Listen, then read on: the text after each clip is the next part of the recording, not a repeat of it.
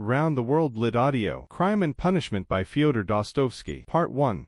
Chapters 1-4. Full narration script. Channel intro. Welcome to Around the World Lit Audio, the greatest novels ever written, from every corner of the world, in English. New chapter every week, free to listen. Book introduction. Today we begin our 7th book, Crime and Punishment, by Fyodor Dostoevsky. Published in Russia in 1866, originally written in Russian, and widely considered the greatest psychological thriller ever written, 160 years before the genre had a name. Before we begin, you should know something about the man who wrote it. Dostoevsky was 27 years old when the Tsar's secret police arrested him for attending illegal political meetings. He was sentenced to death. He was taken to the execution ground. He was blindfolded. He heard the firing squad reload. He stood there, waiting to die, for several minutes. Then a messenger arrived with a reprieve. The Tsar had commuted the sentence to hard labor in Siberia, for years in a prison camp, for years among murderers, thieves, and men who had done things that polite society preferred not to name. When Dostoevsky came out of Siberia,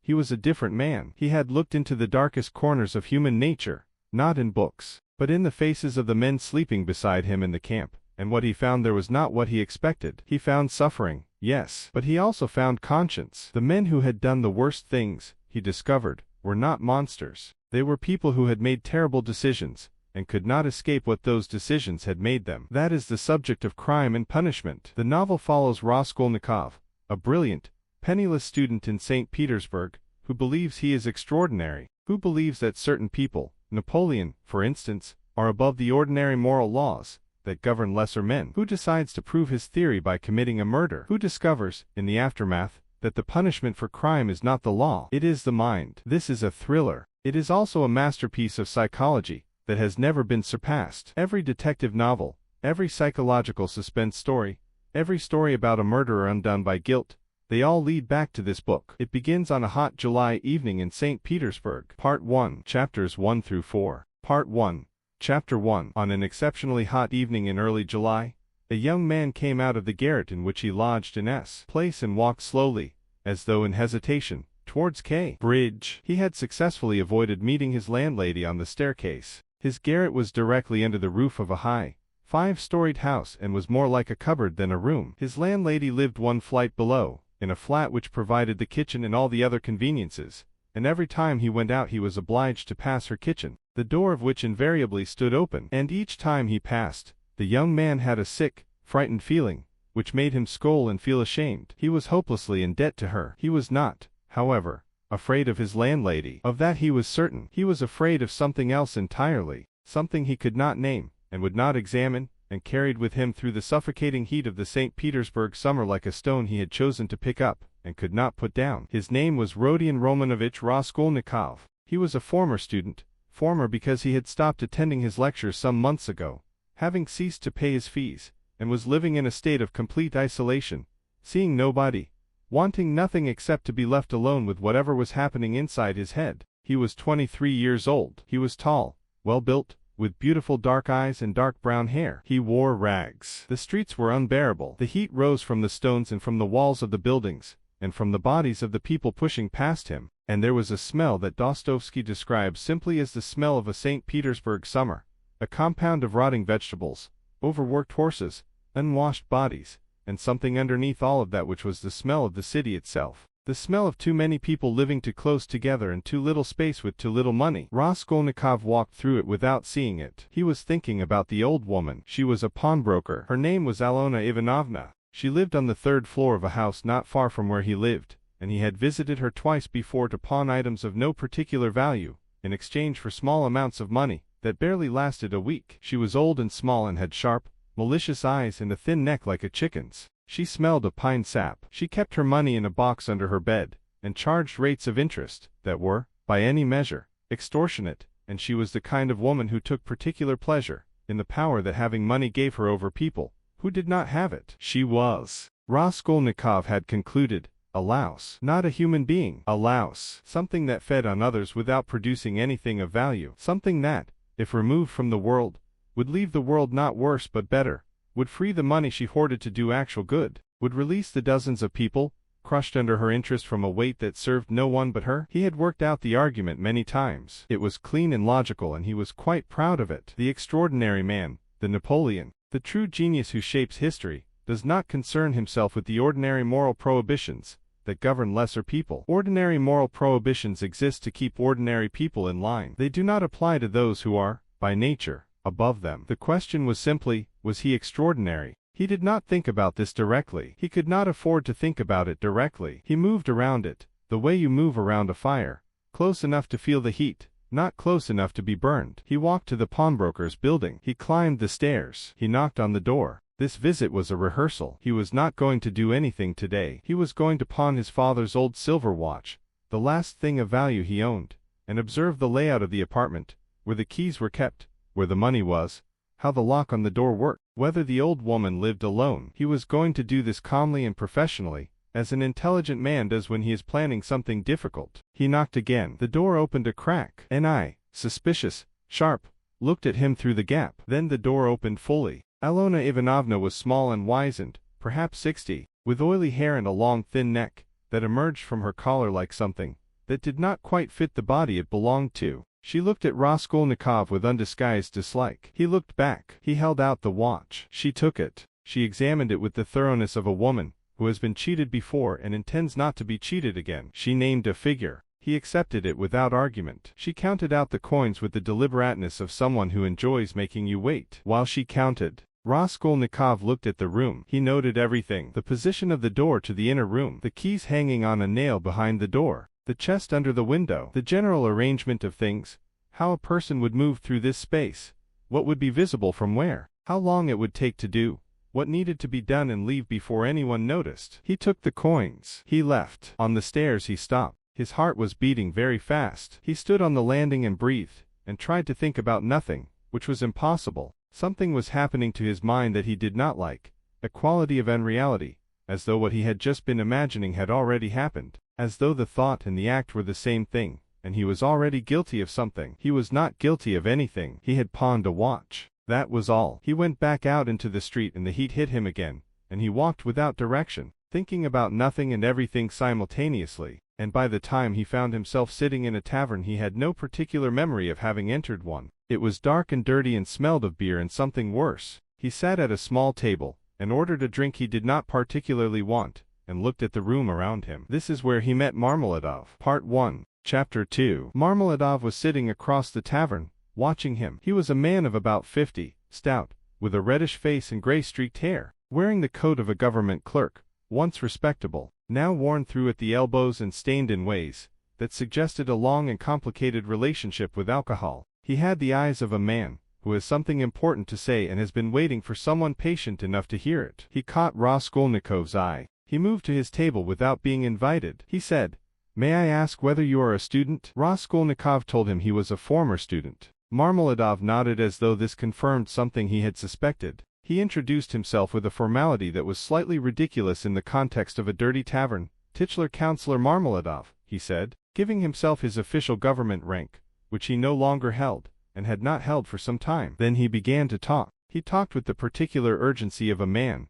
who has been carrying something too long, and needs to put it down in front of another person, regardless of whether that person wants to receive it. He talked about his family, about his wife Katerina Ivanovna, a woman of good family, educated, refined, who had married him out of desperation, after the death of her first husband, and had been paying for that decision ever since. About his daughter Sonia, his daughter from his first marriage, a good girl, an innocent girl, who had been driven by circumstances he would not describe in detail to take up a certain profession. He said this last part with a combination of shame and something very close to pride, as though her degradation were also her martyrdom, and she a kind of saint. He drank while he talked. He drank with the practiced efficiency of a man for whom alcohol was no longer a pleasure but a maintenance. He told Raskolnikov that he had recently been reinstated in his government post after a period of unemployment. He had promised his wife. He had sworn to her on everything he had left that this time would be different. He had received his first week's salary 3 days ago. He had drunk it, all of it, in 3 days. And now he was here,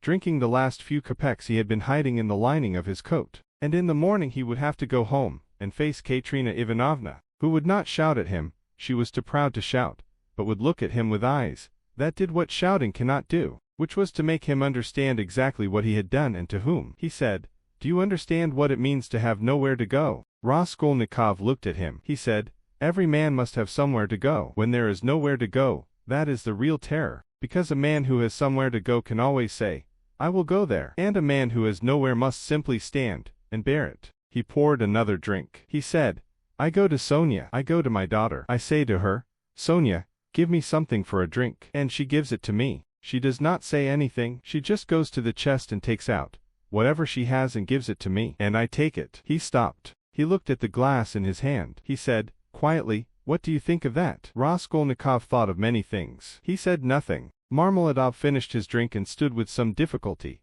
and said that he was going home now. He said it as a man says he is walking to the gallows, with the resignation of someone who has accepted the inevitable. Raskolnikov watched him go and then sat for a while in the dirty tavern with his thoughts, which were no cleaner than the tavern. He paid for his drink and left. Part 1, Chapter 3. The next morning Raskolnikov woke late, and found a letter from his mother. It was a long letter, written in the close, careful hand of a woman who chose her words with the awareness that words cost something, and she could not afford to waste them. His mother's name was Pulcheria Alexandrovna. She lived in a provincial town with his sister Dunya, and they had very little money, and they thought about him constantly, and worried about him in the particular way that mothers and sisters worry about a son and brother who is far away and clearly not well. The letter contained news. The news was about Dunya. His sister Avdotya Romanovna, Dunya, had been working as a governess for a family named Svidrigailov. The husband, Arkady Ivanovich Svidrigailov, had developed a particular interest in her that went beyond what an employer ought to feel for a governess. He had pursued her. He had said things to her. His wife,